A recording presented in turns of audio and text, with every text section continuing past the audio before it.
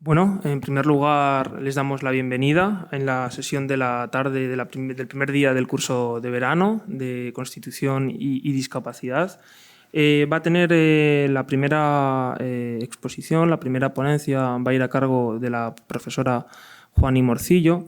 Es catedrática de Derecho Administrativo en la Universidad de Castilla-La Mancha, concretamente en esta facultad, en esta casa, donde cursó la licenciatura con premio extraordinario y defendió su tesis doctoral sobre la perjudicialidad del derecho administrativo.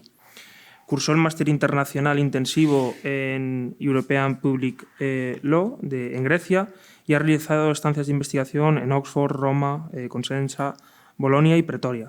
Ha impartido docencia en varios títulos propios nacionales e internacionales y dentro del programa Teaching Staff en Varsovia, Cosenza y Beirut. Siento la pronunciación un poco mala. También ha sido profesora visitante en la Universidad de Pretoria y profesora colaboradora en la UNED.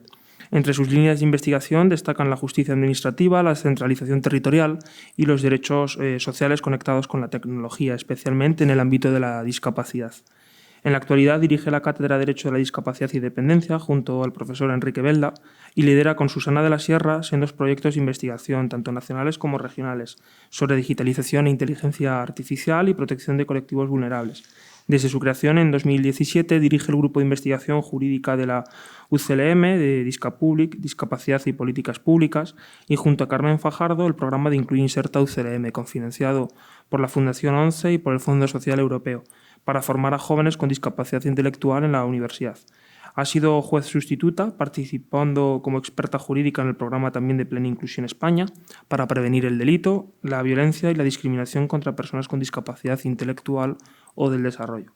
Está colaborando con la NECA, colaboró en el sello de Inclusión Social dirigido a las universidades y actualmente dirige la Unidad de Igualdad y Diversidad de la Universidad de Castilla-La Mancha y acaba de publicar recientemente en la editorial Tirant lo Blanc una monografía sobre la Directiva de Accesibilidad y su implantación en España. Y con ello le doy el turno de palabra, ya que nos va a hablar sobre accesibilidad universal y digitalización. Es tuya la palabra, profesora. Gracias. Gracias, Sergio. Muchas de las cuestiones, ¿no?, que has mencionado, pues esta mañana las hemos visto también, porque como ha venido Enrique, también he tenido la oportunidad de codirigir con él esa cátedra que tantos buenos resultados está dando también por Ciudad Real y provincia. Entonces, muchas gracias. Y bueno, vamos a intentar, dentro, pues en un tiempo razonable de 15-20 minutos, de dar algunas ideas generales sobre, bueno, pues uno de los aspectos que se trata en el nuevo artículo 49 de la Constitución. Entonces, bueno, la idea es hacer un marco general de la accesibilidad universal y de la digitalización para luego que Héctor pueda centrarse en una de las facetas de la digitalización, que es la inteligencia artificial. ¿Vale? Entonces, yo creo que, a ver, Héctor, si nos hemos coordinado bien. Bien, dentro de lo que quiero tratar en la intervención, me gustaría pues brevemente hacer alusión a esos 6 aspectos para que un poquito vayáis siguiendo la explicación, que casi más es un poco una lluvia de ideas para que luego en su caso pues podamos charlar o tener algún debate o alguna sugerencia o alguna cuestión que os pueda suscitar. Entonces, bueno, pues después de dar unas ideas introductorias, pues quiero hablar de algo que ya he insinuado esta mañana, que es la importancia de que la accesibilidad sea universal, es decir, para todo el mundo y que así sea concebida por todo el mundo también, que no se vea que es cuestión solo de unos pocos, porque entonces ahí es donde no vamos a encontrar aliados, sino que vamos a encontrar detractores, mientras que si todos nos subimos en el mismo barco y remamos en la misma dirección, lo veremos de otra manera. Por eso también la transversalidad. La transversalidad es aquello que atraviesa todo, es un eje central de todas las políticas públicas.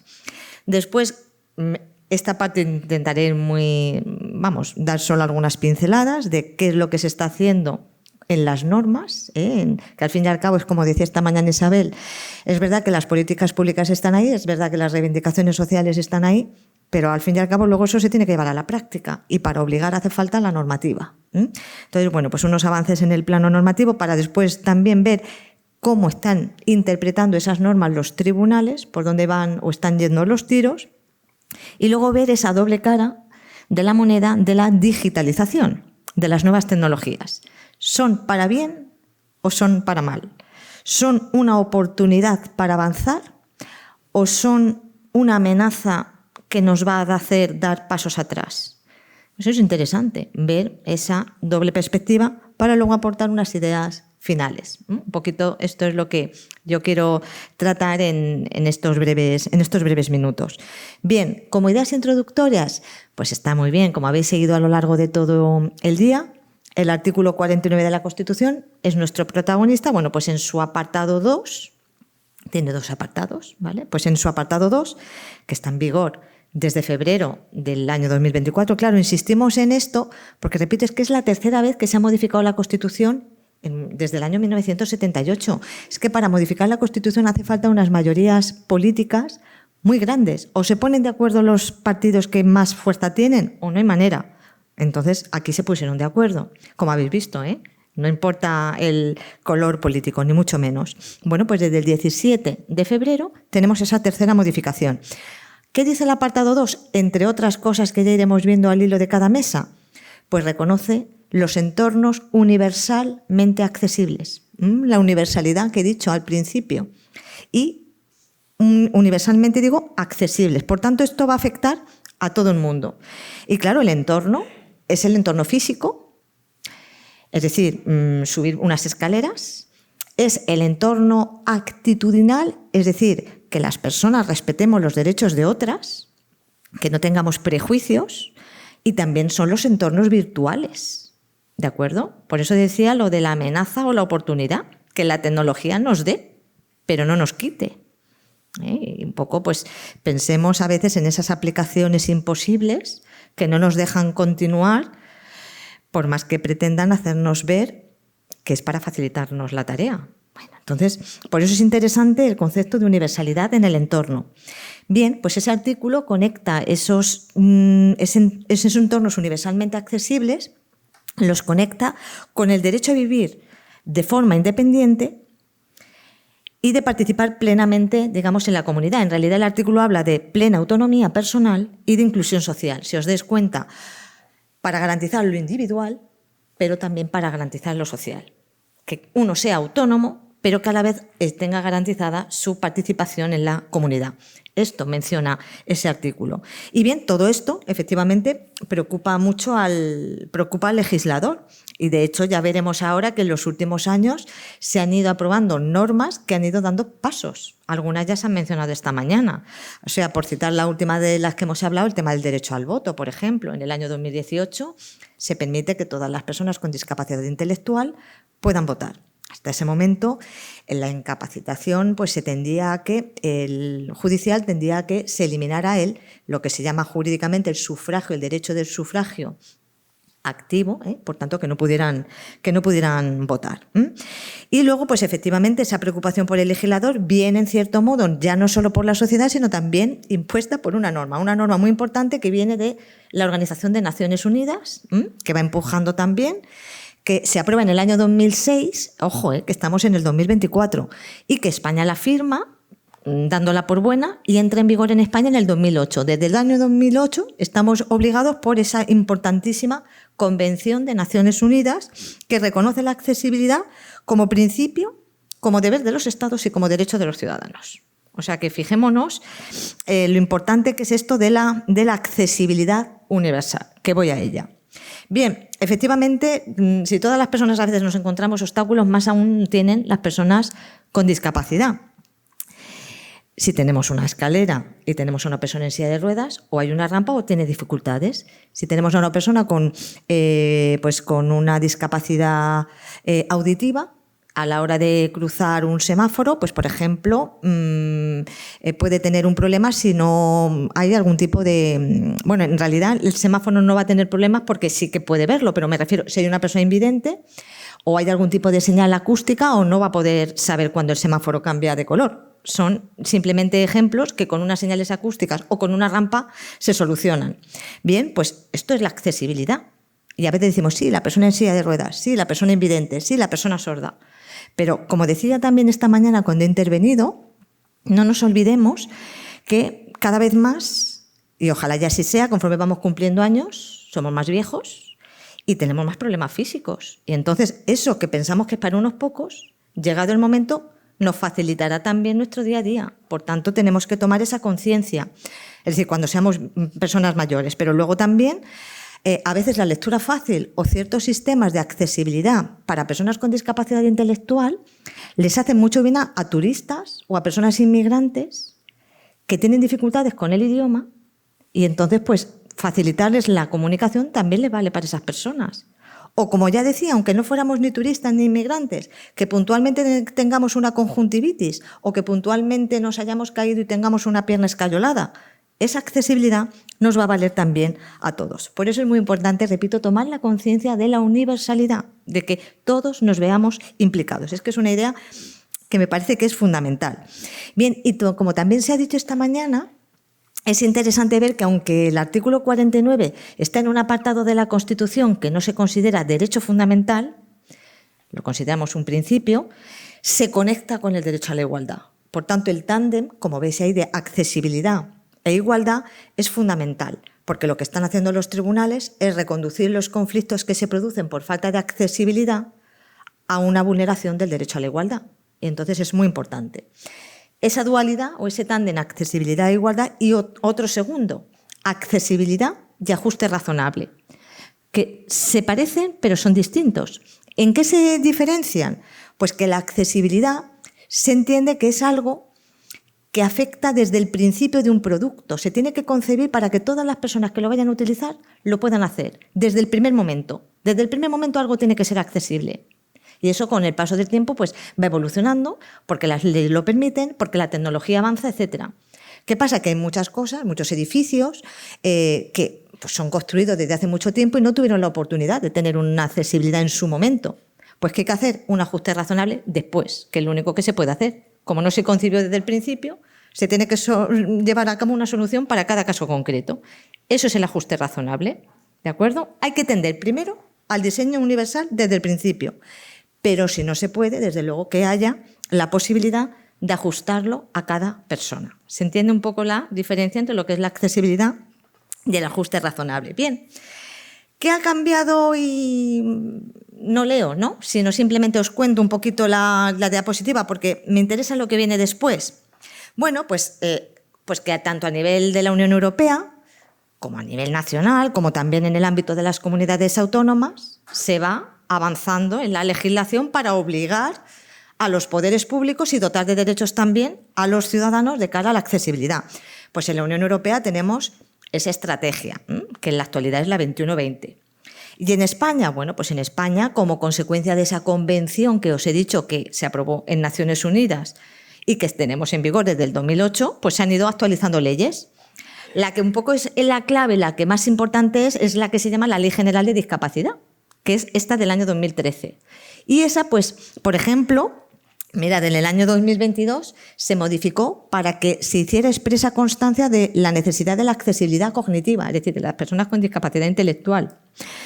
Luego también ha habido otras leyes, pues, por ejemplo, la ley que reforma la Ley de Consumidores y Usuarios, que es esta que tenéis ahí, la Ley 422, para que el etiquetado de los productos sea un etiquetado inclusivo, por ejemplo.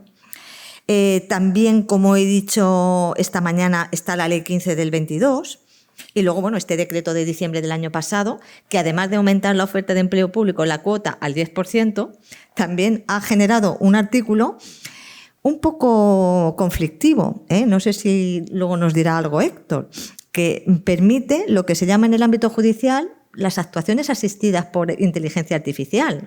Es decir, mediante algoritmos nos pueden dar ideas para hacer una resolución. Es verdad que luego tiene que ser supervisado por una persona física, por una persona humana, por un humano, pero la cuestión es que ahí se deja la posibilidad de esas actuaciones asistidas. Entonces, bueno, pues como vemos, la ley está avanzando mucho.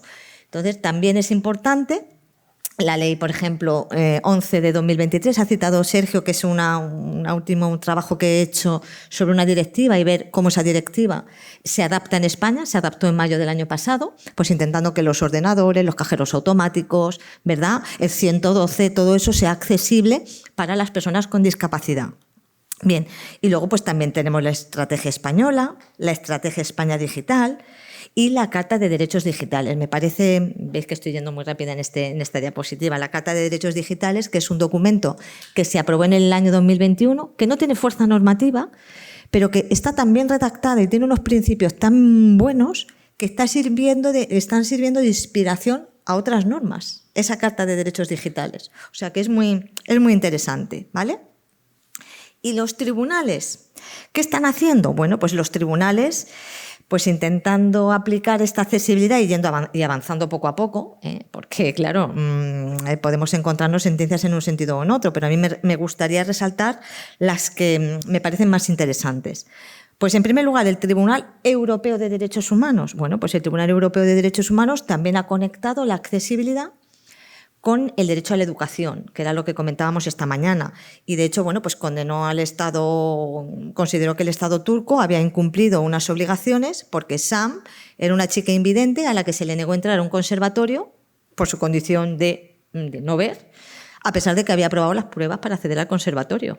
Bueno, pues efectivamente lo que vino a decir el Tribunal Europeo es que el Estado turco estaba incumpliendo la normativa oportuna, vinculándolo también con el derecho a la educación. O el caso siguiente, que también era contra el Estado turco, Denver Shahir, que lo que le pasó a este chico es que, bueno, de forma sobrevenida tuvo un accidente y tuvo una discapacidad física que le impedía ir a la segunda planta donde tenía la clase de la titulación que estaba cursando. Entonces, bueno, pues no se le hizo una adaptación para poder acceder directamente a un ascensor o algo así, sino que lo que se hizo fue ponerle una persona que le ayudara y entonces pues eso fue muy criticado porque él nunca pidió esa persona y él decía que dentro de su autonomía quería ser independiente, no quería que nadie le ayudara, nadie le pidió opinión a ese respecto. Pues también es algo también que es interesante. Más cerca, en el ámbito de la Unión Europea, bueno, pues también ha habido sentencias que van avanzando y, por ejemplo, pues esa en concreto de febrero del año 2022, pues establece que una empresa tiene que cambiar de puesto a un trabajador que tenga una discapacidad sobrevenida, pero vamos, siempre y cuando no le suponga una carga excesiva, que esto también a veces puede ser un poquito de problema por la interpretación, y siempre que haya un puesto vacante. Pero desde luego tiene que ofrecerle un puesto, no directamente despedirle porque la discapacidad le impide realizar el puesto que estaba realizando. No, vamos a buscar si hay otro posible y si hay una vacante. Por lo menos vamos a hacer el esfuerzo. Y luego, más cerca en casa, el Tribunal Constitucional. Bueno, pues el Tribunal Constitucional me centro sobre todo, por ejemplo, en la última que tenéis ahí, en la sentencia del año 2021, que lo que sucedió ahí, fijaos, es que un letrado de la Administración de Justicia, un secretario judicial, que conocemos, ¿no?, como secretario judicial, está el juez y luego el secretario. Bueno, pues tenía el síndrome Asperger, no lo comentó, y entonces, bueno, pues tuvo unas consecuencias de retrasos a la hora de hacer, pues de ocupar desarrollar sus funciones y luego pues no tenía un trato cordial con la gente, ¿no? Tenía ciertos problemas de comunicación. Él no había dicho en ese momento que era Asperger, pero cuando lo dijo no se le dio la oportunidad de demostrarlo, y entonces directamente se le sancionó. Bueno, pues lo que viene a decir el Tribunal Constitucional, entre otras muchas cosas, es que desde luego el derecho a la accesibilidad también reconoce la necesidad de intentar hacer esos ajustes razonables que en este momento se le denegaron. Es que directamente ni se planteó en absoluto el buscar esa opción. Y claro, conecta la discriminación con la denegación de ajustes razonables. Eso es lo importante de esta sentencia. Usted no ha intentado adaptarle el puesto, buscar un ajuste razonable para esta persona, por tanto usted ha vulnerado su derecho. Claro, por supuesto, se anuló, ¿no?, todo el proceso sancionador, etcétera. Entonces es muy importante esto. Y también esa sentencia lo que vino a decir es que la discriminación se produce tanto si hay una mala intención de la empresa, llamemos Ministerio de Justicia, llamemos empresa X, como cuando uno no es que quiera causar un daño, pero claro, al no hacer ajustes razonables, en realidad estás causando un daño. O sea, tanto si hay voluntad como si no la hay, lo importante es que tienes que llevar a cabo tú una actitud, digamos, una cierta... No puedes permanecer pasivo, ¿verdad? Entonces, bueno, pues es interesante. Con relación a la digitalización, bueno, pues vamos viendo ahí una balanza, ¿verdad? ¿Es una oportunidad? ¿Es una amenaza? Claro, la oportunidad es ver en qué nos ayuda. La amenaza es hasta qué punto hay una brecha Y para los estudiantes de Include Inserta, veis, por ejemplo, que a la derecha, cuando vemos brecha, una brecha es un agujero, claro, entonces se ve perfectamente, ¿verdad? Una brecha, una separación. ¿Es algo que nos une o es algo que nos separa?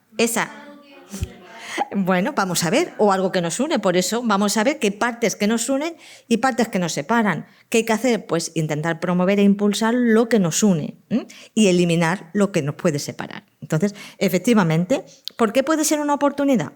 Pues fijaos, porque nos hace más independientes, porque seguro que todos cuando manejamos un móvil, manejamos una tablet, un ordenador, somos autónomos porque podemos buscar ropa que nos gusta por internet y igual eventualmente la podemos comprar.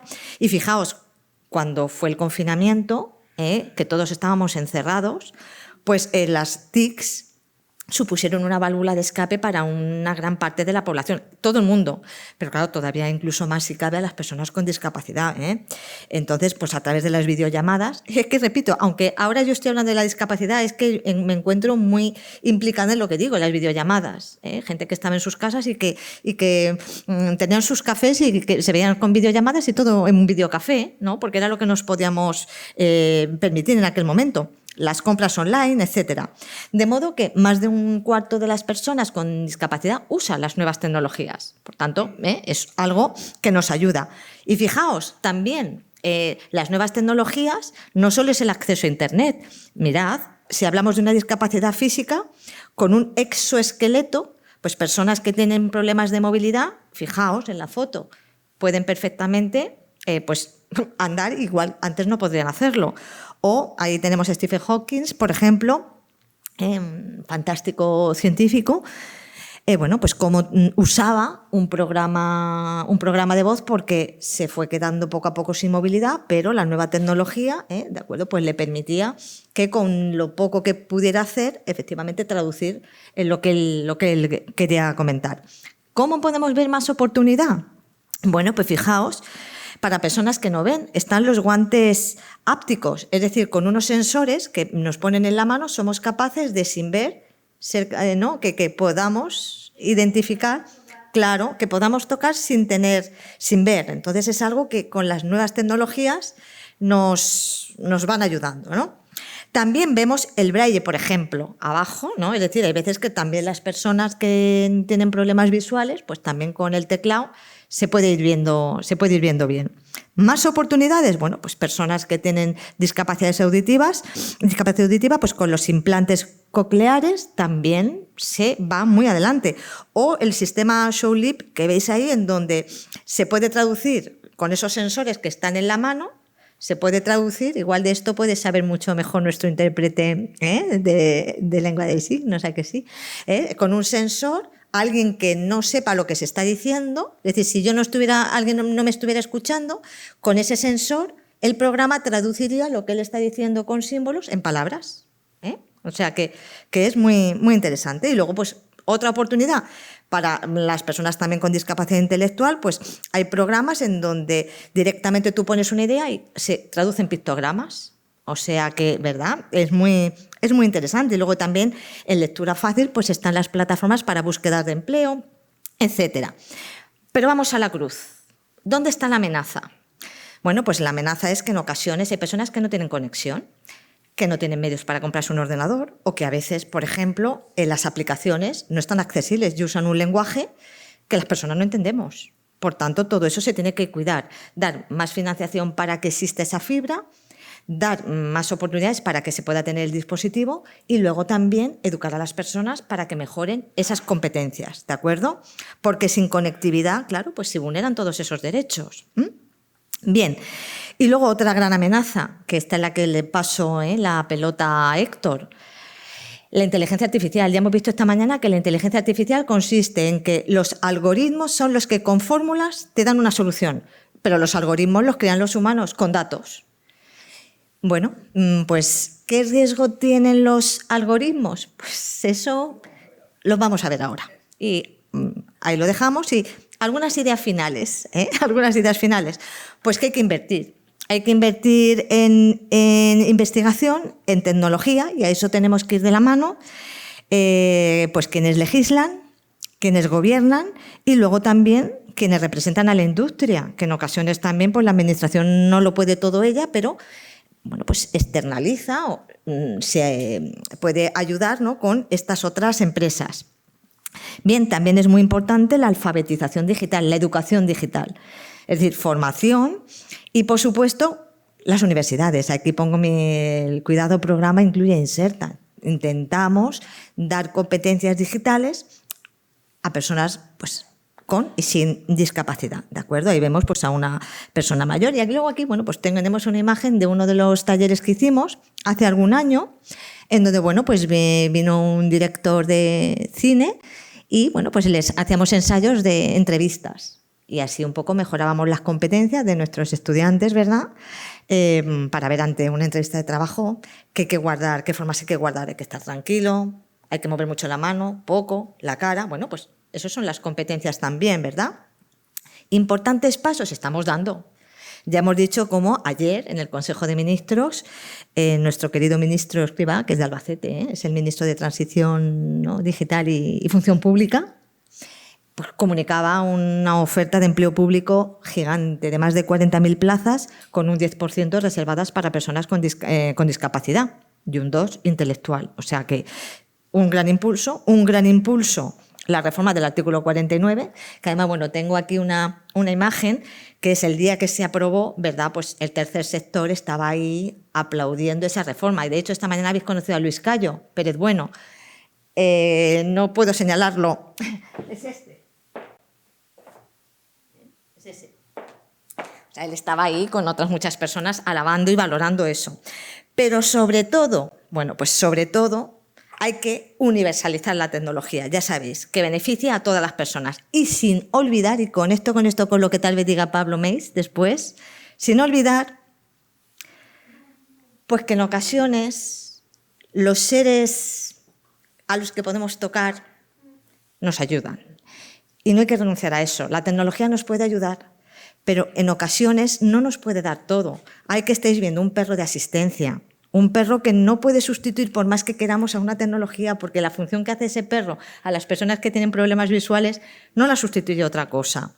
O, como estáis viendo, en plena inclusión, cuando se establecen los programas, se traduce un texto a lectura fácil, hay personas que validan ese texto, personas con discapacidad intelectual que dicen ¿esto está bien traducido o no?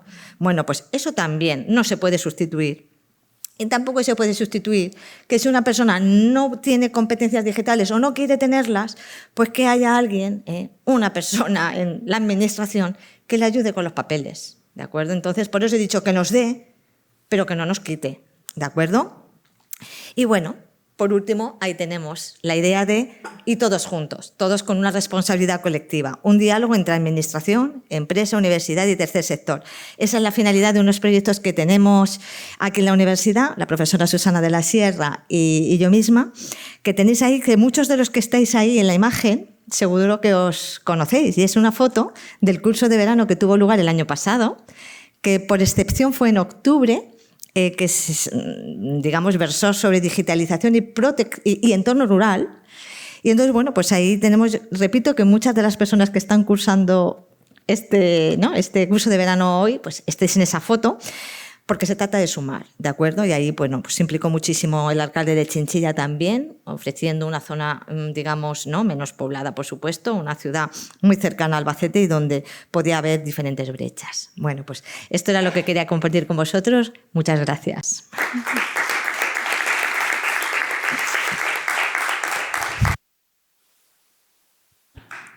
Muchas gracias, profesora. Y bueno, haciendo papel de moderador, antes de dar el turno de palabra a mi compañero constitucionalista, el profesor Álvarez García, que nos va a hablar sobre inteligencia artificial y discriminación algorítmica, la verdad es que la incidencia que ha hecho la profesora sobre la accesibilidad creo que es algo muy importante. No sé si os habréis podido dar cuenta de que a ver en cuántos cursos o en cuántos seminarios nos encontramos con la increíble participación innecesaria intervención de nuestros traductores e intérpretes de lengua de signos, porque muchas veces dicen, bueno, es que no es necesario, si no hay ninguna persona con discapacidad auditiva, ¿por qué tienen que venir? Esto es como, por ejemplo, si ninguna persona tiene movilidad reducida, ¿por qué no podemos seguir teniendo escalones? Son incongruencias del sistema y de la sociedad que, como no está acostumbrada y mucho menos familiarizada con este tipo de temáticas, suelen cometer esos errores. Ahora, el profesor, cuando nos aborde el tema de la discriminación algorítmica, nos expondrá, entiendo, también los diferentes hándicaps que se encuentran a la hora de acceder y en igualdad de condiciones a este tipo de herramientas. Todo tuyo, compañero. Buenas tardes a todos. Gracias, Sergio. Y bueno, muchas gracias a la profesora Morcillo por haberme invitado a participar en este curso de verano y poder volver de nuevo a esta estupenda ciudad de Albacete. Bueno, la inteligencia artificial plantea desafíos inéditos para los derechos fundamentales de todos los ciudadanos, pero sobre todo de los grupos especialmente vulnerables, ¿no?, que históricamente han sufrido discriminación y la marginación social, como las personas con discapacidad. Las personas con discapacidad se encuentran en una situación de grave vulnerabilidad en el universo online. Por una parte, hay un elemento objetivo: el entorno digital es un medio cambiante, de una cierta complejidad técnica, operativa, y donde el engaño acecha a cada paso. Por otra, el factor realista o empírico, el colectivo de las personas con discapacidad acusa una aguda brecha digital que lo margina del entorno cibernético, lo que implica una precarización de la ciudadanía, ya que le dificulta especialmente o le imposibilita de forma absoluta el ejercicio de sus derechos en igualdad de condiciones que las demás personas. Y finalmente, este grupo social es víctima de la violencia y el sesgo algorítmicos. Los sistemas de inteligencia artificial pretenden extinguir la diversidad y singularidad humanas, reconduciéndolas forzosamente a los parámetros comunes de la generalidad de los ciudadanos, de modo que penalizan o discriminan a las personas con discapacidad en sus interacciones digitales. La irrupción de la Web 3.0 es consecuencia del acceso masivo a la tecnología y de la digitalización de la economía y de la administración, lo que ha generado un ingente tráfico de datos personales de heterogénea procedencia, el Big Data, y el desarrollo de los sistemas de inteligencia artificial que son capaces de gestionarlos e interpretarlos y a partir de ahí realizar patrones predictivos. Por tanto, resulta esencial el fenómeno de la datificación, el desarrollo de tecnologías digitales que permiten transformar el dato en un determinado tipo de información que pueda ser utilizada después con fines concretos. También es muy importante proteger esos datos personales, así como la toma de decisiones automatizadas por medio de los algoritmos inherentes a la inteligencia artificial. Los algoritmos son el ADN de los sistemas de inteligencia artificial y los macrodatos son la energía que les permite crecer, desarrollarse y desempeñar su función. Podemos señalar 3 fases o momentos críticos en el proceso de creación de un sistema de inteligencia artificial en los que se fragua el sesgo algorítmico. Son los humanos quienes deciden crear ese sistema, para qué usos utilizarlo y a partir de qué datos alimentarlo, de dónde tomar esos datos, qué valor otorgarles a los mismos y los resultados que arroja el sistema. En primer lugar, hay que programar el sistema de inteligencia artificial, después elaborar esas bases de datos con las que se alimenta y entrena el sistema de Machine Learning y finalmente el procesamiento o interpretación de esos datos, esto es, cuando el sistema está operativo y produce resultados. Pero además, de modo simultáneo, continúa el sistema de inteligencia artificial aprendiendo mediante el raspado de datos de Internet, de las redes sociales y también de la interactuación con los usuarios. La discriminación algorítmica podemos definirla como aquella que se produce cuando los sistemas automatizados contribuyen a un trato diferenciado, injustificado o causan un impacto que desfavorece a las personas en función de sus circunstancias específicas, especialmente sospechosas de discriminación, como la discapacidad, el sexo, la religión, la edad o el origen nacional, entre otros. Por tanto, el responsable inmediato del acto discriminatorio es el algoritmo. Por eso se denomina sesgo algorítmico en sentido amplio a todas las decisiones erradas propias de un sistema informático y en sentido estricto el sesgo algorítmico se produce cuando esos errores del sistema provocan o son capaces de causar un impacto desfavorable respecto a ciertas personas o grupos. Entonces se habla de discriminación algorítmica. Un algoritmo constituye una serie de instrucciones dirigidas a la resolución de un problema paso a paso. Estas instrucciones se traducen y operan en un código, en un lenguaje informático. Los algoritmos se utilizan para la consecución de una finalidad en el marco de una representación de la realidad. Ahora veremos qué es esto.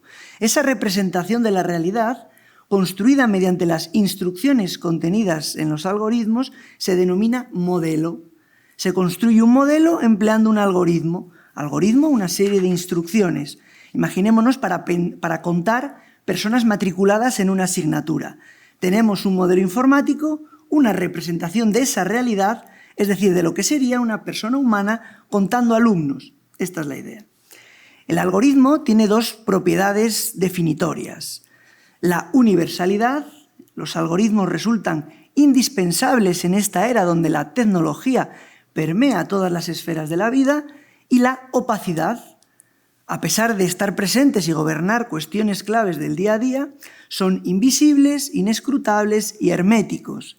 En definitiva, un algoritmo es un conjunto de instrucciones o reglas definidas y no ambiguas, ordenadas y finitas, que permiten solucionar un problema, realizar un cómputo, procesar datos y tomar decisiones utilizando los mismos. Un algoritmo puede ser un árbol decisorio que, dada la información sobre la temperatura, el viento, el día del año, si llueve o hace sol, me diga qué chaqueta escoger de mi armario. Crear una inteligencia artificial libre de sesgos es todo un reto, y todo empieza con cómo hacemos para que esta tecnología aprenda. La idea es simple: aprendemos a partir de ejemplos. Y la inteligencia artificial necesita saber para cada ejemplo qué deseamos obtener. Para aprender a reconocer emociones, necesitamos un montón de fotos de caras con diferentes emociones: felicidad, tristeza, angustia, etc. La clave está en que para cada foto debemos saber qué emoción aparece en la misma. Después le pasamos las fotos y sus emociones asociadas al sistema de inteligencia artificial. Mediante un algoritmo de aprendizaje, el sistema irá aprendiendo solo a relacionar las fotos con las emociones que aparecen. Foto a foto le pedimos que prediga una emoción. Si acierta, seguimos adelante. Y si falla, ajustamos el modelo para corregir el caso. Poco a poco irá aprendiendo y fallará cada vez menos ejemplos. Si lo pensamos bien, no es tan diferente de cómo aprendemos los humanos. Como se puede ver, en este proceso los ejemplos son fundamentales. Aunque podemos aprender con pocos ejemplos, o incluso con ejemplos con errores, un conjunto de ejemplos grande, plural, diverso y bien etiquetado es vital para conseguir una buena inteligencia artificial. Por desgracia, en la práctica es habitual tener ejemplos con errores. En nuestro caso serían desde caras etiquetadas con la emoción equivocada hasta fotos sin caras o con caras de animales. Pero hay otros problemas, a veces más sutiles y preocupantes, como el racismo, el sexismo o el capacitismo. El capacitismo se basa en un ideal de persona en la que el valor está dado por su capacidad de funcionamiento, por sus características físicas, sensoriales, cognitivas y mentales, y por su productividad o aporte económico a la sociedad. Subestima y rechaza a quienes se apartan de ese modelo de normalidad biológica, generando al tiempo una visión prejuiciada y estigmatizante que concibe la discapacidad como un estado disminuido de la especie humana y a las personas con discapacidad como personas carentes, incompletas y necesitadas de una tutela permanente a causa de una característica funcional relacionada con la movilidad, la sensorialidad, la estructura afectiva o intelectual. Cuando surge la inteligencia artificial, la realidad muestra que una de las fallas esenciales de los sistemas automatizados de decisiones es que han sido diseñados con sesgos capacitistas, lo que causa un notorio impacto adverso sobre los derechos de las personas con discapacidad. Un estudio de la Universidad Estatal de Pensilvania reveló que 13 modelos de inteligencia artificial tenían la problemática tendencia a clasificar oraciones como negativas y tóxicas basándose únicamente en la presencia de términos relacionados con la discapacidad, sin tener en cuenta el significado contextual. La base de datos estudiada fueron conversaciones de Twitter y Reddit entre personas o temas relacionados con la discapacidad.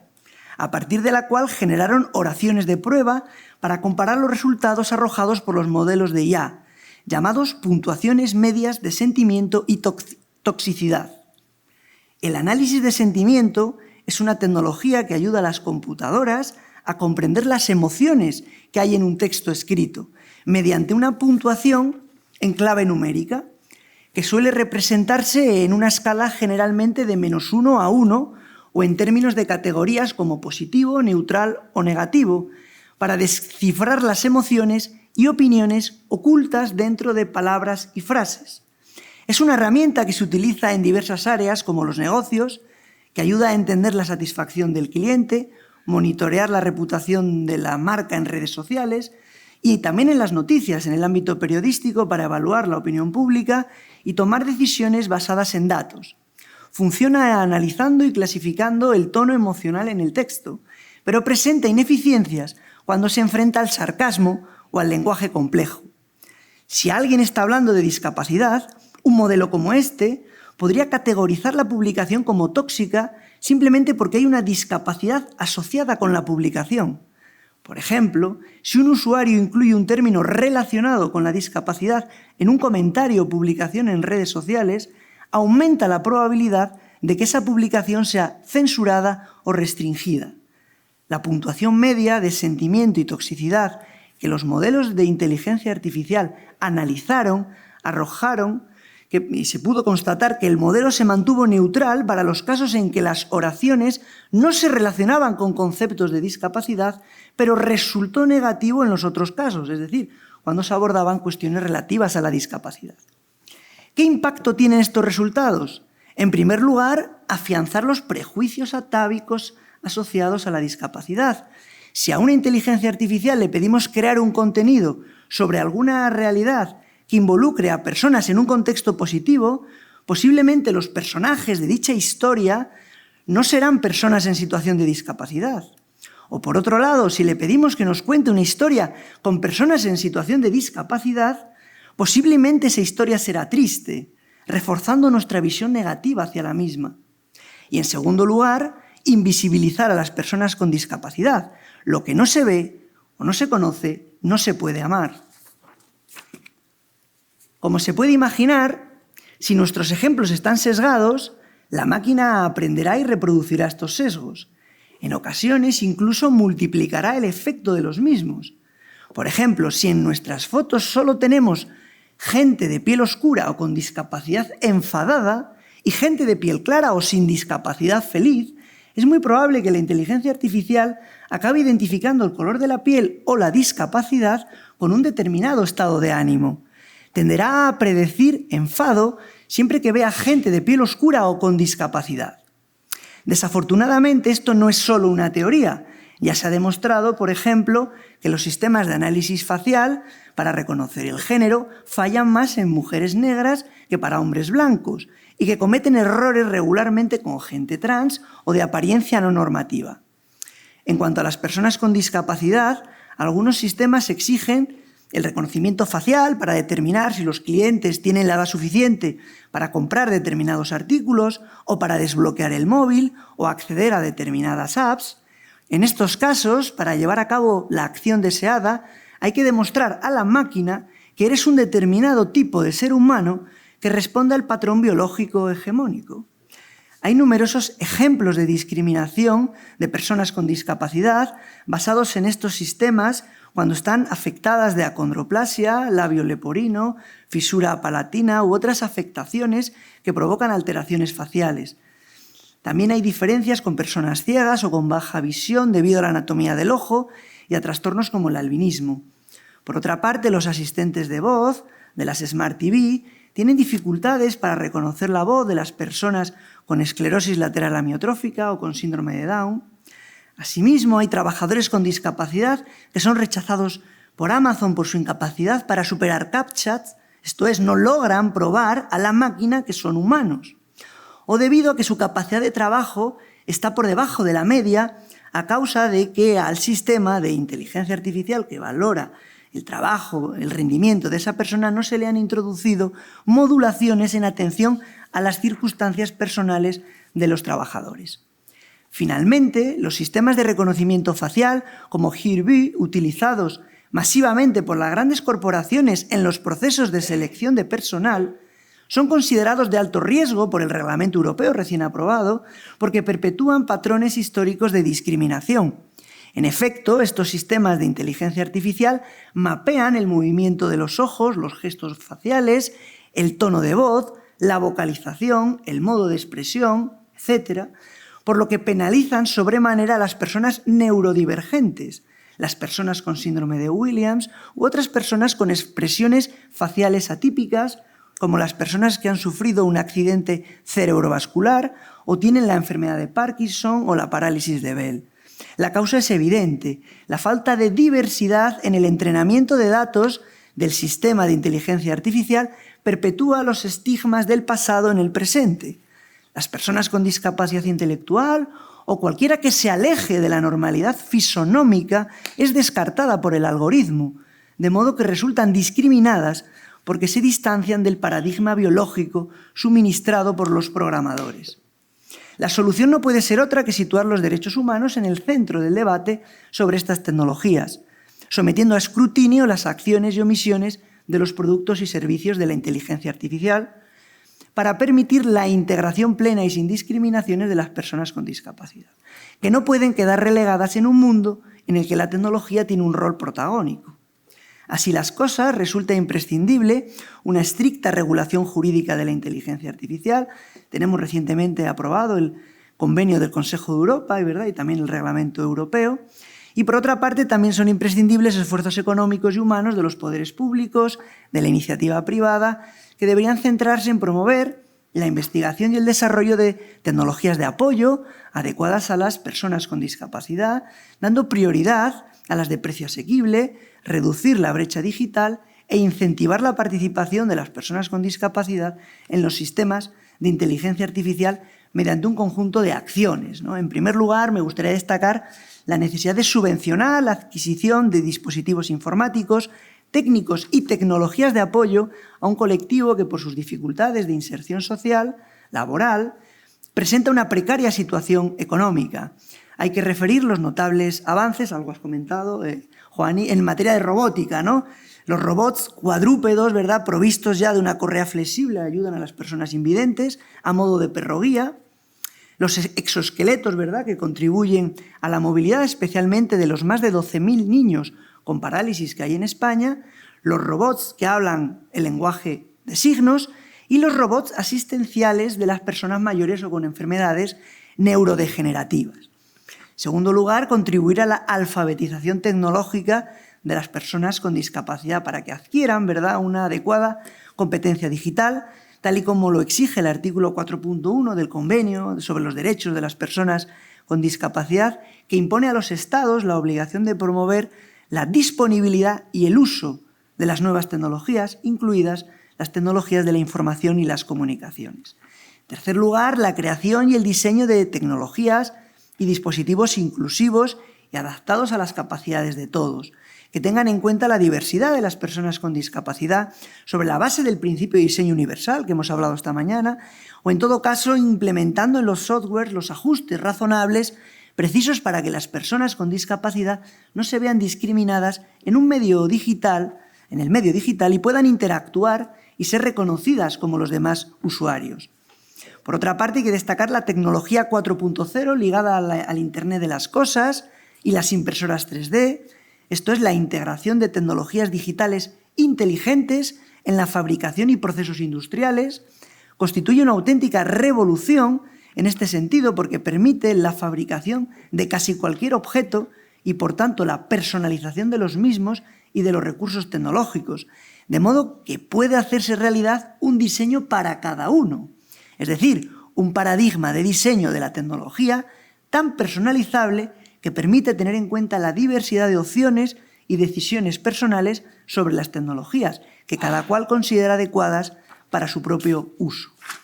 En cuarto lugar, en el proceso de construcción y diseño de los algoritmos deben participar, aunque incremente los costes, equipos multidisciplinares integrados por representantes de las organizaciones de las personas con discapacidad, de modo que se hagan presentes y se incluyan sus particularidades, necesidades y heterogéneas capacidades en las bases de datos que nutren, como sabemos, los sistemas de inteligencia artificial, de modo que tengan una representación acorde con la realidad social para que dejen de ser invisibles para el algoritmo y, por tanto, discriminadas en el medio digital.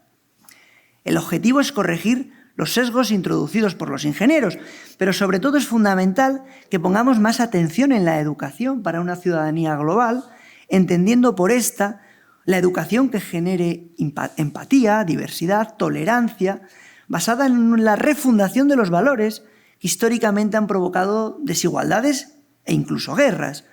Es imposible exigirle a un programador que programe, diseñe una inteligencia artificial en valores de ciudadanía global cuando en los hogares del planeta aún existe machismo, discriminación racial, violencia, etc.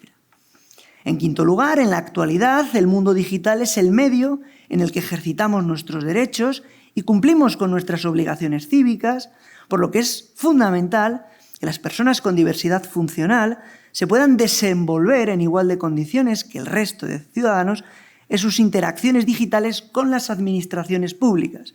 Por ello, constituye una obligación jurídica inexcusable garantizar la transparencia y la accesibilidad universal a la información y a los procedimientos administrativos. La accesibilidad, finalmente, no es solo una política pública que contribuye a la inclusión social de las personas con discapacidad, sino que va mucho más allá, es transversal. El diseño de un entorno digital sencillo, adaptable a diversas circunstancias personales e intuitivo, facilita al conjunto de la ciudadanía en la que se observan claras asimetrías en el manejo tecnológico. Muchas gracias por su atención.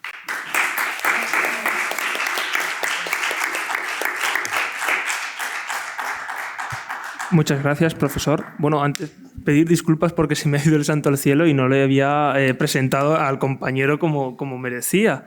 Solamente decir un breve apunte de que el profesor Álvarez García, Héctor, es licenciado en Derecho con premio extraordinario en la Universidad de León, doctor en Derecho Constitucional por la Universidad Nacional a Distancia y también doctor en Historia de las Doctrinas Políticas por la Universidad de Bolonia y actualmente es profesor contratado doctor de Derecho Constitucional de la Universidad Pablo Olavide de Sevilla. Pero ahora que me estoy dando cuenta, antes nuestro compañero Ángel nos ha estado leyendo quiénes interveníamos y incluso nuestros currículums, así que se lo agradezco. Ahora, a continuación, le voy a dar el turno de palabra a un profesor de la casa, al profesor Pablo Meix, que es profesor de Derecho Administrativo, profesor titular de Derecho Administrativo en la Facultad de la Facultad de Albacete, de Derecho. Dentro de esta disciplina ha estudiado sobre todo el derecho y la política de la educación, últimamente con un cierto interés por las relaciones entre la tecnología y el derecho a la educación. También ha trabajado sobre las relaciones entre el lenguaje y el derecho y el mercado común europeo, o también otra de las líneas ha sido los derechos de los extranjeros, entre otros muchos más asuntos. Sin más dilación, tienes la palabra. Bueno, muchísimas gracias. La verdad es que es un placer ver a tantos estudiantes y personas fieles, amigos que vienen año tras año y personas que nos acompañan y antiguos estudiantes. Tenemos a Enrique, a Celia, a Ángel, a María, a Natalia, a Jesús. El programa Incluye Inserta, ¿verdad? Estáis con nosotros, ¿verdad? Todavía nos seguís. Estupendo. Y el último año. Pero ahora, yo me refiero en esta tarde. Todavía estáis aquí, con ganas. Estupendo. Tenemos estudiantes de Relaciones Laborales. Yo conozco por lo menos a 2 personas. Y de Criminología también, ¿verdad? De Derecho, en fin, y amigos, como decía, y egresados también antiguos, o sea que bueno, da mucho gusto que en un curso de verano pues nos acompañen y sigan viniendo y bueno, pues esa fidelidad.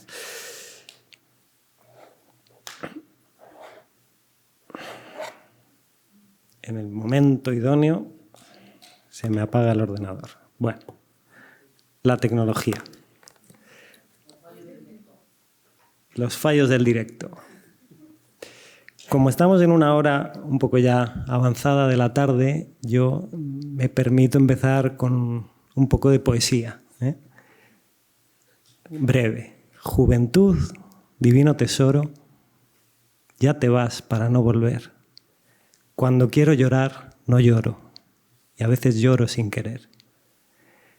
Esta mañana el presidente del CERMI, Luis Cayo Pérez Bueno, hablaba del edadismo, es decir, de cómo tendemos a menospreciar la vejez, la ancianidad, e incluso a las personas que llegan a esa etapa. No solo la vejez en sí, sino incluso a las personas que llegan a esa edad.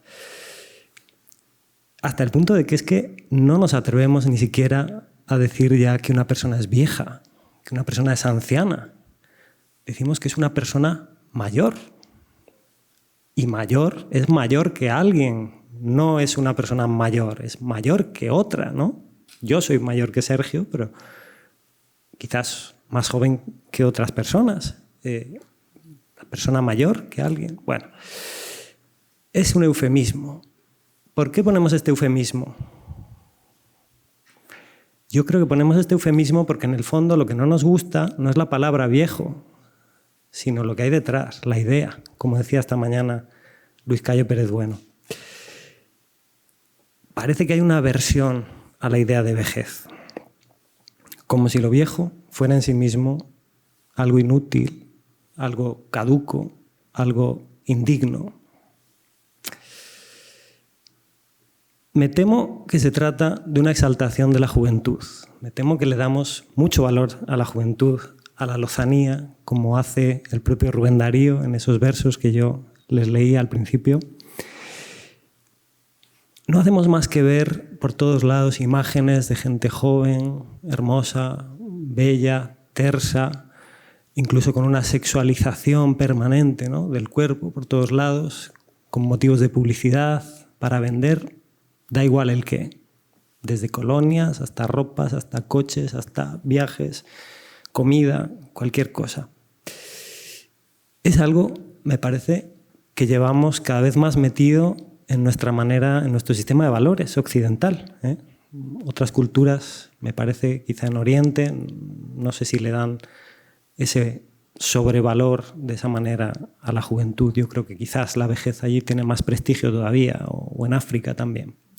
Entonces, quizás es algo que como sociedad europea o occidental, pues podemos empezar a pensar sobre ello. Así que yo, tomando el testigo de Luis Cayo Pérez Bueno y de nuestro colega Enrique Belda, esta mañana, que criticaban el uso de los eufemismos, me permito reivindicar el uso de la palabra viejo y el valor de la vejez, de lo viejo, en sí mismo, de la experiencia, de las cosas bellas, viejas y buenas, y pedirles que reflexionen un momento sobre esta idea. ¿O no queremos todos llegar a viejos? ¿O es que preferimos vivir rápido, morir jóvenes y dejar un cadáver hermoso, como parecía decir James Dean, que efectivamente cumplió a los 24 años con esa profecía cuando sufrió un accidente mortal pilotando un vehículo de carreras? La tecnología, y esta es la segunda idea de la que les quiero hablar esta tarde, me temo que la estamos también convirtiendo en un fin. Me temo que estamos empezando a ver la tecnología como algo maravilloso en sí mismo, a lo que adoramos, como si hubiéramos convertido la tecnología casi en el objeto de nuestras vidas, ¿no? Yo creo que en el fondo la tecnología es más bien otra cosa, es un medio, es una ampliación de las capacidades humanas. Si tuviéramos más tiempo, me gustaría enseñarles dos escenas de una película antigua, de 1968, pero muy moderna en su mensaje, muy interesante, que es 2001, una odisea en el espacio.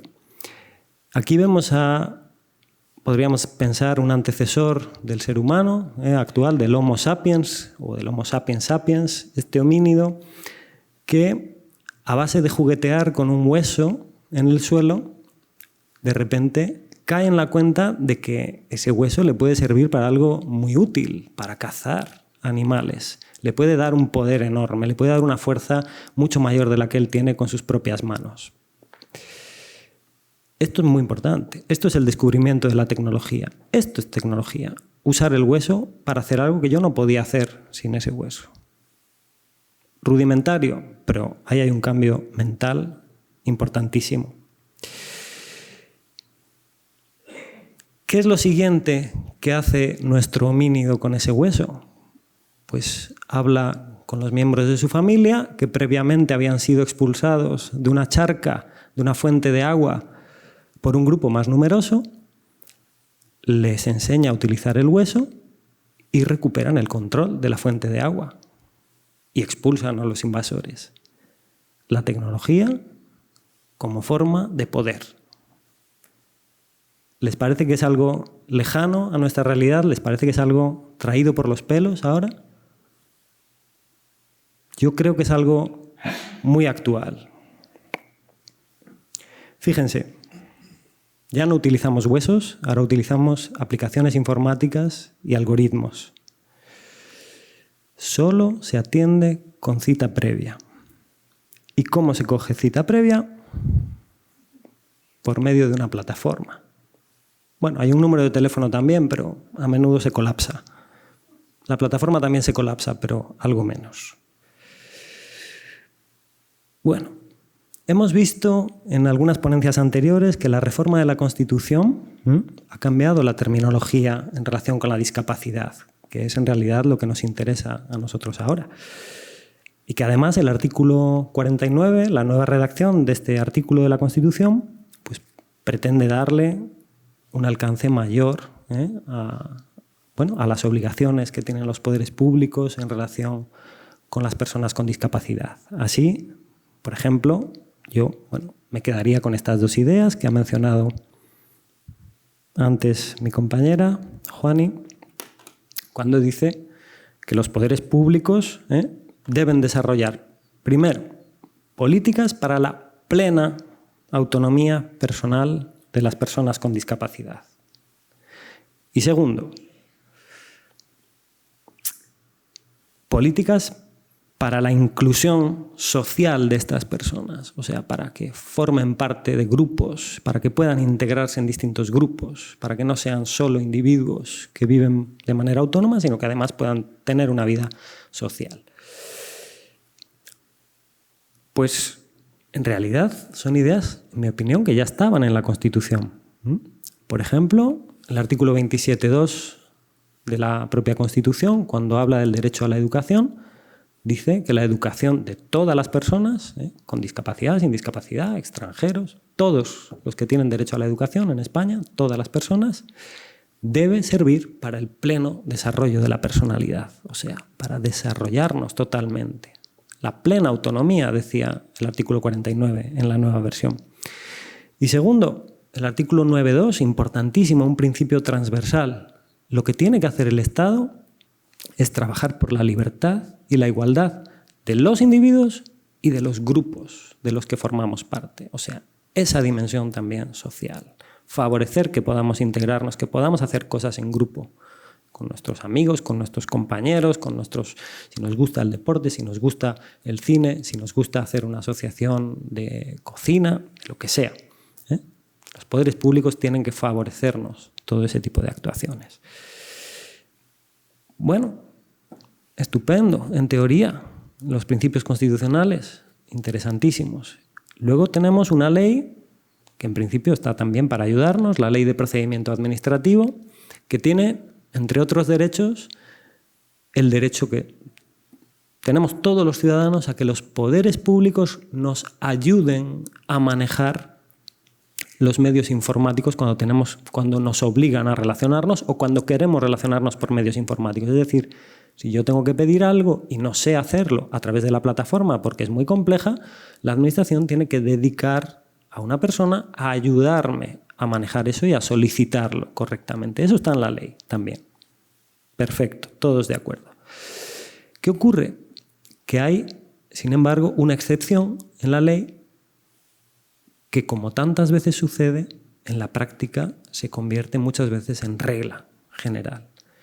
Y es que la administración puede decidir que ciertos grupos tengan necesariamente que relacionarse por vías electrónicas. ¿Quiénes? Por ejemplo, todos los profesionales, abogados, gestores administrativos, pero ¿alguien ha pensado en cuál es la edad media de los empresarios autónomos en España? Que son quizá la mayor parte de las empresas que existen en España. Los estudiantes que habéis estudiado economía y que habéis estudiado la empresa, sabéis cómo es esto, ¿no? Sabéis que la microempresa es casi la base de la economía española. Y los agricultores. ¿Cómo puede esperarse que una persona que trabaja en el campo de sol a sol pueda enfrentarse a plataformas endiabladas como las de la Administración General del Estado para solicitar, por ejemplo, permisos de trabajo o permisos de residencia para extranjeros? De nuevo, a menudo se encuentran con que tienen que solicitar una cita previa que se ha agotado en el momento prácticamente en que se han abierto las nuevas citas, porque hay muy pocas y no hay tiempo para atender y para conseguir esa cita. Hace 2 años, 2 profesores de Derecho, yo entre ellos, a los que nos gusta la tecnología, tenemos cierta curiosidad por la tecnología, tuvimos que dedicar 2 tardes enteras, trabajando juntos, para conseguir presentar los documentos que una persona necesitaba para no quedar en situación irregular ante las autoridades de extranjería de España. No estoy hablando ya de personas con discapacidad, ni intelectual, ni de otro tipo, ni personas ancianas, no. Yo soy casi nativo digital, desde muy pequeño ya tuve la suerte de poder manejar ordenadores y aparatos electrónicos y tengo estudios superiores. Bueno, pues me costó bastante y estaba ayudado por la profesora Morcillo, que también es muy competente con el manejo de la tecnología, como nos ha demostrado hoy. Bueno, pues creo que no es razonable que la Administración nos imponga este tipo de procedimientos electrónicos con tanta frecuencia como sucede. Quizá en algunos casos, pero es que podemos llegar a una deshumanización del Estado, del poder, que es muy peligroso porque en el fondo se está perdiendo la confianza de los ciudadanos en el sistema.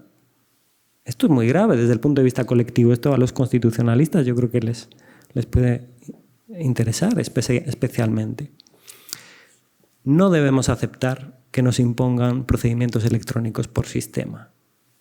En algunas ocasiones puede ser necesario, pero en general tenemos que reivindicar, tenemos que reclamar que se habiliten cauces de relación presencial, directa con la Administración, y que se limite a lo estrictamente imprescindible la obligación de sacar cita previa por Internet y de relacionarse por medios electrónicos.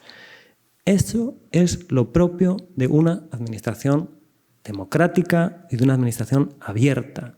Eso es lo propio de un Estado que se preocupa por los derechos de los ciudadanos. Así que, aunque a veces nos facilite la vida en muchos aspectos, la tecnología, yo no quiero despreciar el valor de lo viejo, que también me parece que puede ser extraordinario e interesante. Nada más. Muchas gracias.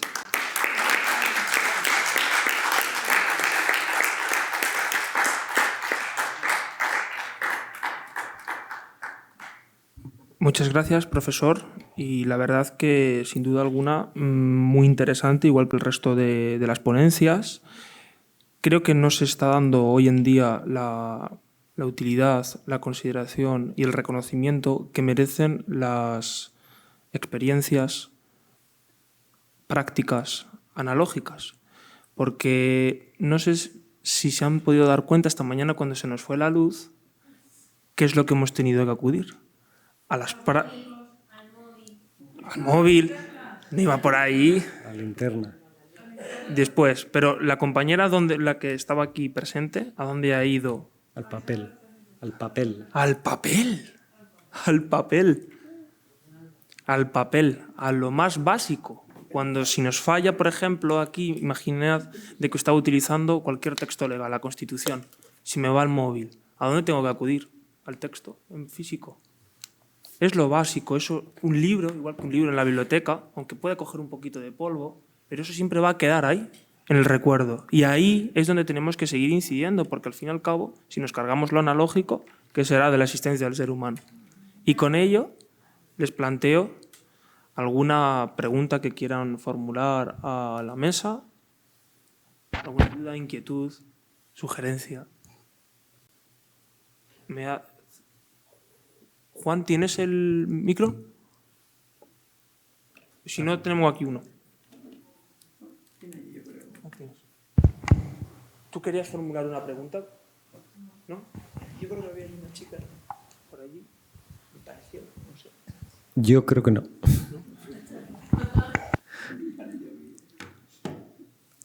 Bueno. Es como si no le digo a los estudiantes, si no salen, les saco yo. No, es broma, no te ponen en esa tesitura. Ya no son horas. ¿Ya? Bueno, pues si no hay ninguna cuestión más, pues podremos dar por finalizada esta sesión y por ende clausurada la sesión de la tarde con el permiso de las respectivas autoridades que me acompañan. Me da hasta un poquito de pudor. Ah, sí, menos mal, una pregunta. Espera un segundo, que mi compañero le va a dar el micrófono.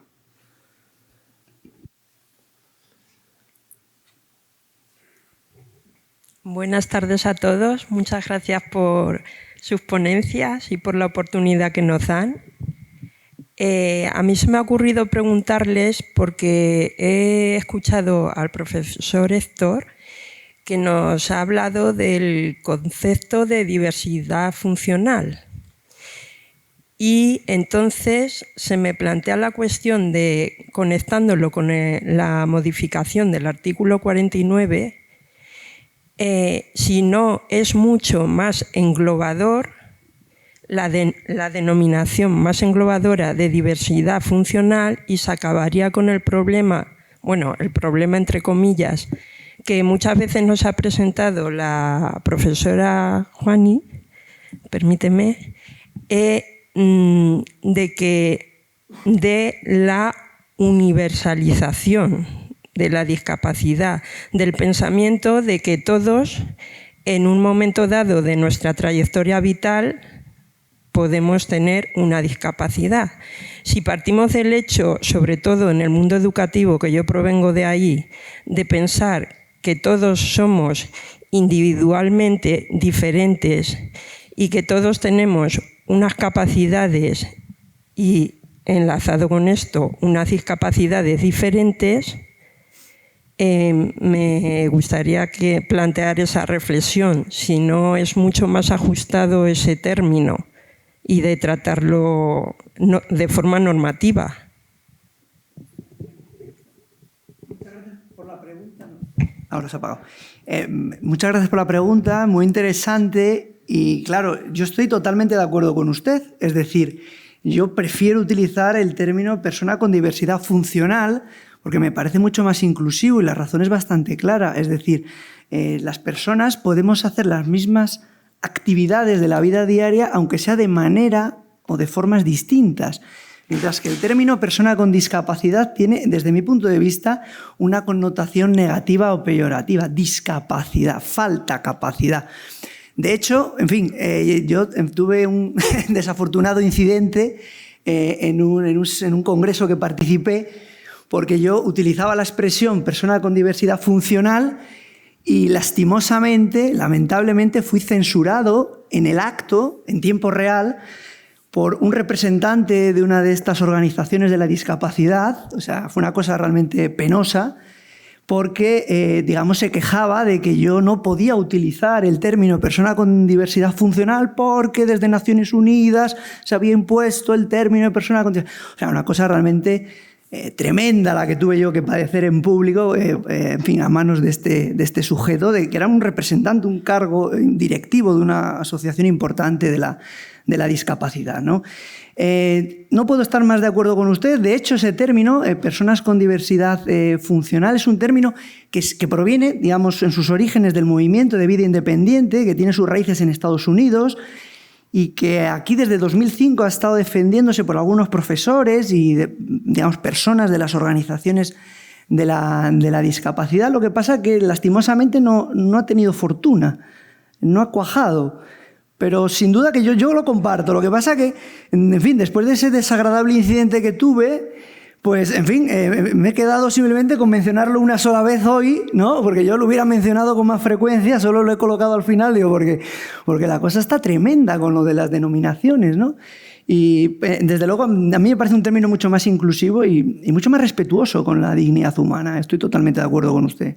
Es que es verdad que hay mucho rechazo, porque yo, vamos, me he visto también en situaciones similares, a lo mejor en otros foros más coloquiales y más normalizados, pero sí que cuando he sacado este término y he hecho esta reflexión, sí que he tenido mucha contrariedad.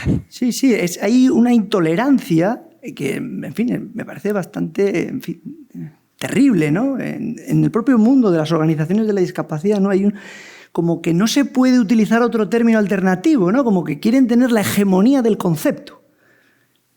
Conducta claramente totalitaria, por otra parte, ¿no? Entonces, en fin, quizás convendría dentro de las organizaciones de la discapacidad una reflexión, ¿no? Y, en fin, y ser mucho más tolerantes, sobre todo con las personas que provenimos de la academia, ¿no? Donde la libertad de expresión, libertad de cátedra es un principio básico, ¿no? Y al mismo tiempo, si me permiten, es un poco incoherente con el DUA, ¿no? El diseño universal del aprendizaje, así lo manifiesta desde sus principios, que la universalización a la que se refería la profesora es para todos. Son diseños desde su base que hay que hacer en cuanto a programas, a proyectos, pensando en todos, no en discapacitados y no discapacitados. Vamos, es una reflexión que pongo sobre la mesa. Gracias, muchas gracias.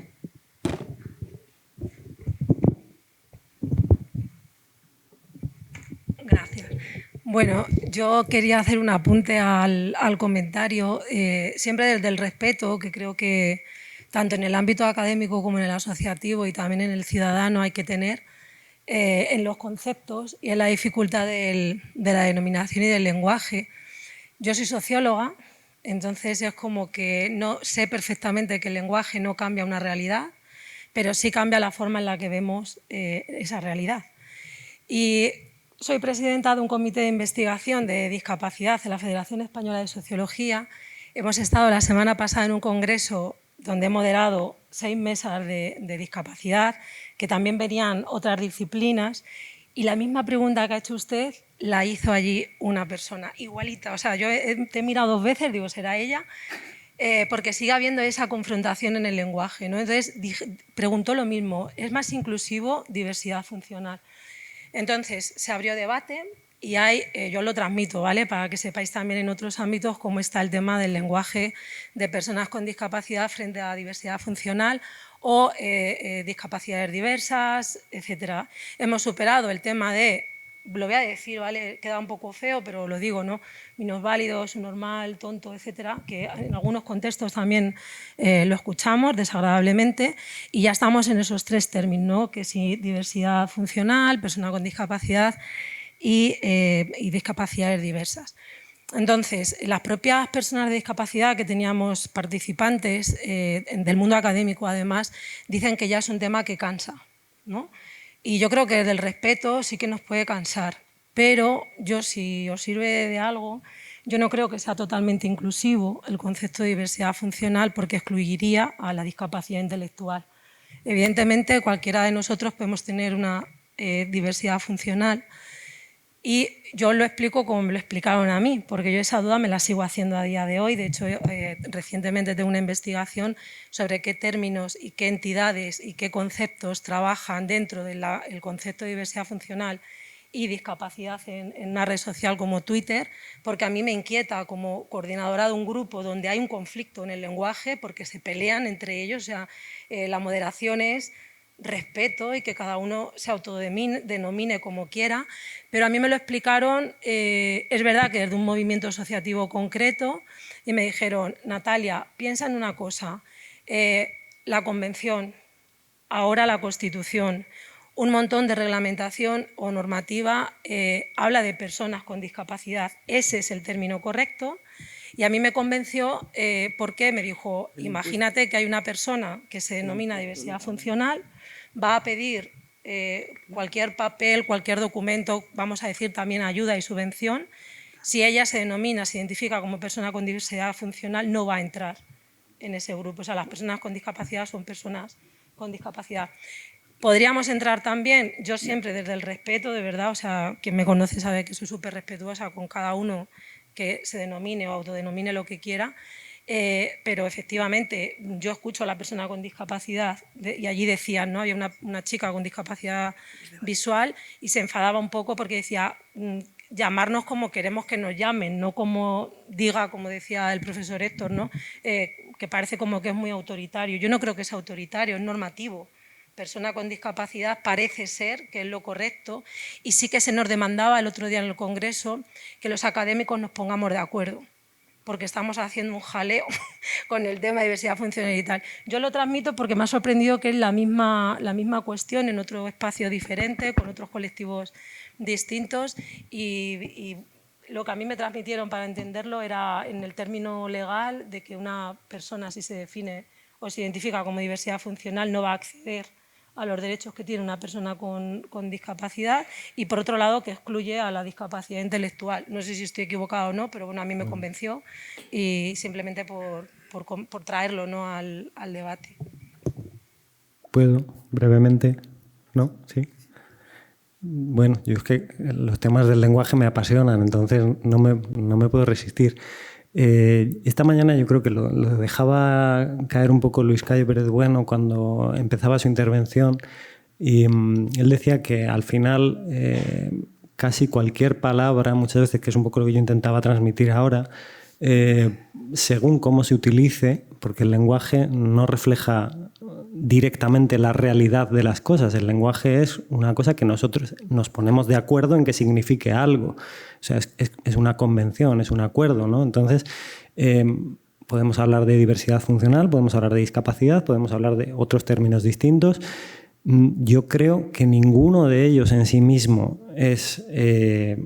tiene por qué ser peyorativo, tiene por qué tener una mala intención, o todos ellos se pueden decir con muy mala intención. Entonces, en el fondo, discapacidad, bueno, pues es un término que ha hecho fortuna en las normas y en otros términos, porque es algo que se identifica relativamente bien, mientras que diversidad funcional es verdad que puede ser más inclusivo, pero precisamente por eso a veces no sabemos bien a lo que se puede estar refiriendo.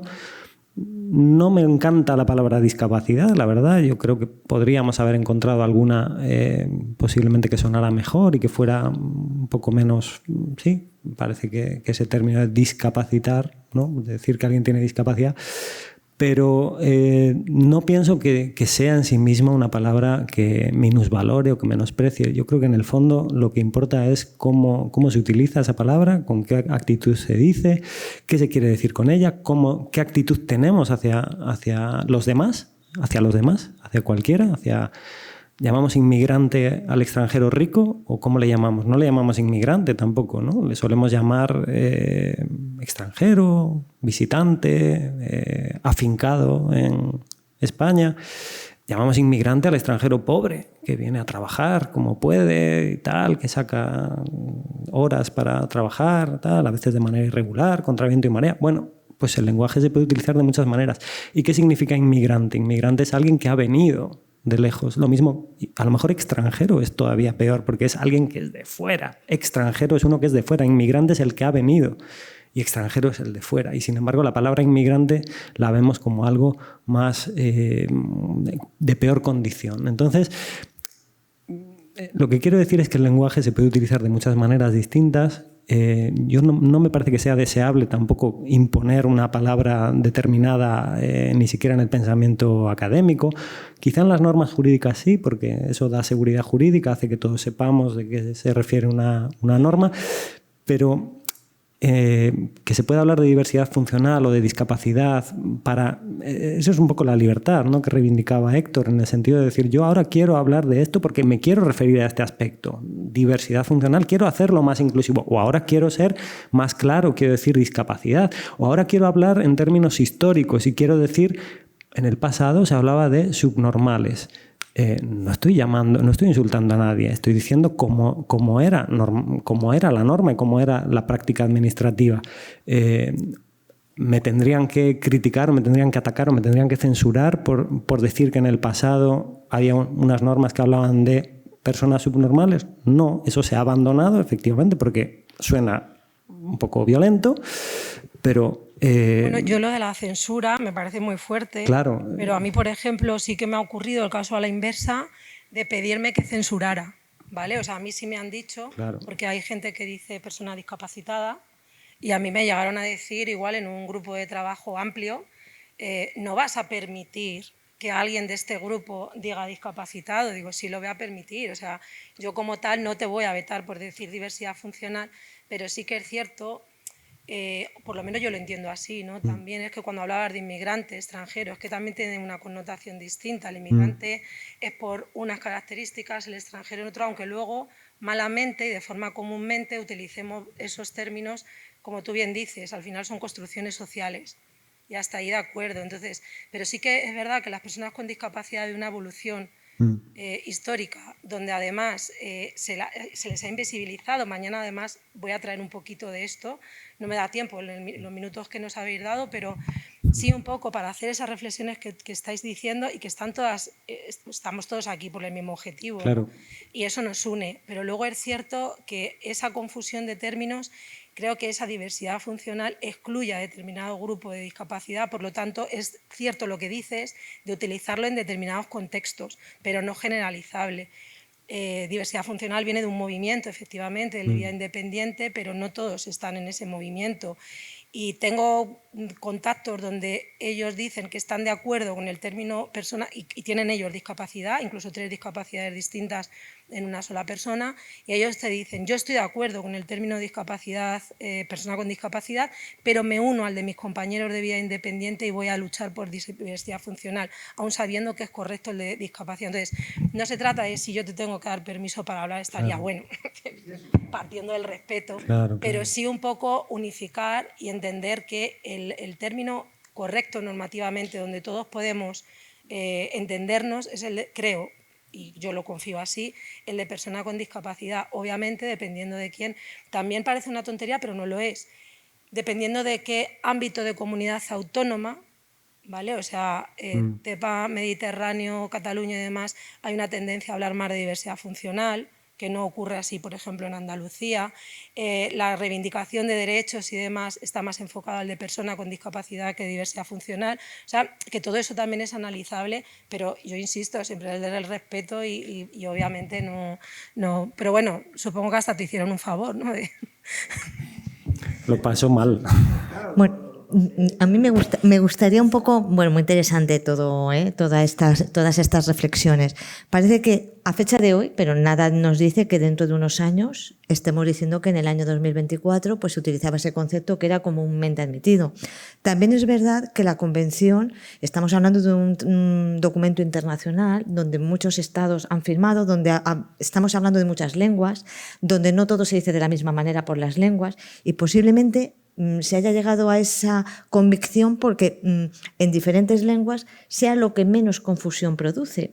Hay veces que cuando algo no se aplica solo en un estado en concreto, pues hay que guardar también las versiones lingüísticas, algo que sea compatible en cualquier idioma, no lo sé, ¿no? Entonces, bueno, es verdad que luego, Natalia, como tú dices, normativamente tenemos también que aplicar algo que nos dé seguridad jurídica, algo que diga que una persona con discapacidad tiene X derechos, ¿no? Y o tienes ese certificado que te dice que o no los tienes. Entonces, bueno, ahora mismo en el momento actual pues podemos manejar paralelamente que uno cuando da una charla, cuando hablemos en nuestro círculo podemos trabajar con categorías que consideremos, pero claro, cuando ya hablamos de la atribución de derechos de X normas que dicen que con 33% tienes X, que con más del 65% tienes Y, pues claro, ahí sí que hay que utilizar categorías únicas para evitar esas ambigüedades.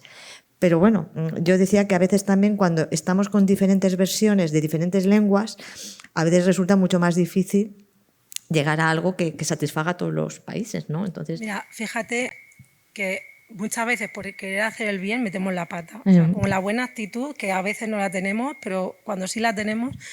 Y a mí me han llamado la atención pensando en, por ejemplo, ¿no? un paso de cebra, y yo ir por Oviedo y mandar corriendo, ¿no? a un grupo de estos que tenemos, bueno, pues un grupo de movimiento asociativo con múltiples discapacidades, ¿no? Y decir, fíjate, aquí en Oviedo, qué bien, eso es una medida de apoyo, no sé qué. Ojo, eso no es, eso es una... te corrigen, ¿no? O sea, incluso pensando tú... Quiero decir que hay todavía mucho camino por recorrer en el aprendizaje, que aprendemos unos de otros. Yo, por ejemplo, no tenía gafas hace 1 año y medio, y entonces se me ocurrió, cada vez que doy una conferencia, una charla, se me ocurrió cambiar ya el término de la rampa para hablar de inclusión. El típico ejemplo, ¿no? que ponemos siempre de, pues si tú me quitas las escaleras y me pones una rampa, pues la discapacidad tiene la sociedad, no la tengo yo. Se me ocurrió poner el ejemplo de las gafas, ¿no? Entonces yo preguntaba al público, a ver, de los que tenéis gafas, quitároslas, ¿quién ve? Y todos, no, yo no veo, tal, poneros las gafas. Sí, ya veo. Ah, pues es que todos tenemos una discapacidad. Y me callo. Y era amigo, ¿no? Y es un referente de la discapacidad en Castilla-La Mancha, yo creo que también a nivel estatal, y me dijo, tú no tienes una discapacidad, no vendas eso, porque tú tienes, o sea, una dificultad visual, pero tú no tienes discapacidad visual. Y entonces, bueno, pues eso, pues al final no te lo tomas como que te están regañando, sino gracias, porque voy a dejar de poner este ejemplo en esos términos, lo sigo utilizando, pero ya no digo que tengo discapacidad, digo que tengo una necesidad visual. Nada, creo que sí, son cosillas que creo que hay que ir aprendiendo unos de otros. Según como te lo digan, ¿no? Así Claro, es. claro. ¿Y en qué momento también? Y la confianza bueno, sí. Pero lleva razón Juani, o sea, al final es que en el marco normativo estamos ahí.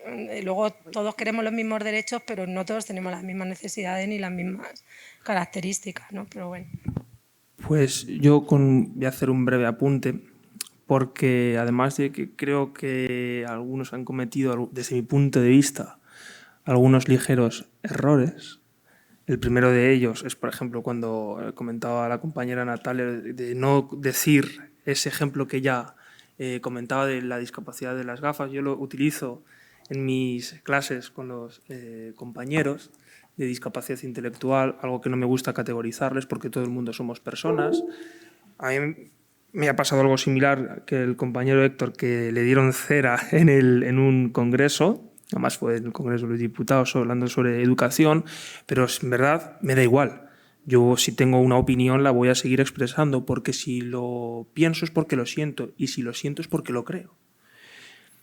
Al fin y al cabo nos han impuesto la palabra discapacidad. Ya nos están haciendo categorizar a una persona. Los chicos, al principio, antes de entrar, han cometido 2 graves errores que les he hecho ver de que no llevaban razón. El primero, nos han dicho de que, bueno, es que somos personas con discapacidad. Y le digo, no. Somos personas. Y al ser personas tenemos los mismos derechos y las mismas obligaciones. Ahora bien, si para ejercer tú ese derecho necesitas un apoyo complementario, los poderes públicos tienen la obligación de brindarte ese apoyo. En caso contrario, estarían vulnerando directamente el texto superior, la norma suprema del ordenamiento jurídico. Igual que el compañero Enrique me decía de que él de pequeño era tonto. Le digo, no, por Dios, nadie es tonto. Lo primero de todo, esa palabra hay que expulsarla. Expulsarla porque ya no es que solamente nos estemos minusvalorando, sino es que atenta directamente contra su propio derecho al honor. Si nosotros mismos no nos respetamos, ¿cómo carajo queremos que esa sociedad de fuera nos respete? A mí, lógicamente, cada vez que suelo abrir la boca, casi tienen ganas de prenderme fuego, porque me da igual. O sea, lo que tenemos que hacer es reivindicar los derechos del colectivo. En primer lugar, decir de que ninguna de las palabras y expresiones que se han dicho creo que son correctas. Las personas con discapacidad no tienen capacidades diferentes, porque quien tiene capacidades diferentes es Superman, porque las personas con discapacidad son personas. Es ya, desde mi punto de vista, basta ya de distinguir personas con y sin, porque al fin y al cabo todo el mundo tiene discapacidad. Se ha acabado. todo el mundo, desde que nacemos hasta el último día, última hora y último minuto que tenemos aliento, vamos a necesitar que nos brinden apoyo. Algunos más intensos y continuados, que otros no lo precisarán, pero todo el mundo va a tener apoyo. La gente dice también que las personas con discapacidad son especiales. No son especiales, son personas. Un momento especial, pues a lo mejor será salir con la chica o el chico que te mola. Eso sí que es un momento especial. ¿O no? Bueno, y también dice que son ángeles. Ángel, por el amor de Dios, o sea, basta ya de ver el mundo de la discapacidad como un mundo caritativo. Cuando me dicen, es enriquecedor tu labor que haces. No, lo primero de todo es comprender los principios y los valores que tiene el ser humano. Básicamente como empatizar. Por ejemplo, algo que han estado haciendo los ponentes desde esta mañana, y me he dado cuenta que ha sido ajustar el contenido de su ponencia, principalmente a los que se dedican al mundo de la academia, porque si hubiera sido otro foro, lógicamente lo hubiera hecho con unos tecnicismos propios de la materia. Pero como sabían que había público, no con o sin, sino público que no estaba familiarizado con el mundo del derecho, ha hecho todo lo posible para que el público se vaya con una serie de lecciones aprendidas a casa. Porque esto es al fin y al cabo ejercicio de transferencia. Transferencia para enseñar ese conocimiento y que lo puedan divulgar luego entre los demás, compañeros, familiares, etc. Yo vengo al fin y al cabo de trabajar con personas con discapacidad, donde a las personas que están yendo a los centros ocupacionales les llaman usuarios. A mí se me revuelve el estómago cada vez que escucho la palabra usuario. Claro, me dieron cera cuando dije de que eran compañeros, o también de forma cariñosa le digo mis chicos o chicas, me dicen, no, Sergio, son usuarios. Bueno, me echaron una bronca y digo, bueno, me da igual, voy a seguir diciéndolo. Me da igual.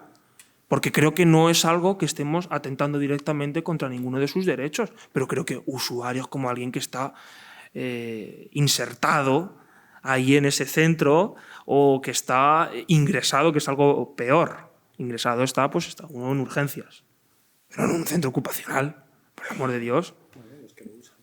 Lo que lo usan y que nos lo vienen impuesto, pero es que a lo mejor lo que nos viene impuesto no es correcto, porque antes, cuando allá por el siglo XX, bueno, no tan lejos, sino hace un par de décadas, el trato para personas para las mujeres, ¿cómo antes se les trataba? Y no es hasta hace mucho, pero porque nos lo vinieron imponiendo y es algo que se aceptaba. Y es que muchas veces las cosas que se nos vienen impuestas no son adecuadas. Entonces, si alguien piensa, como Héctor, que hay que utilizar desde su teoría, desde su punto de vista, de que lo adecuado es la diversidad funcional, ¿por qué no va a llevar razón? Entonces, si alguien cree y lo defiende, y siempre, por supuesto, el límite está en el orden constitucional, si no lo quebrantan, hacia adelante. Ese es mi punto de vista.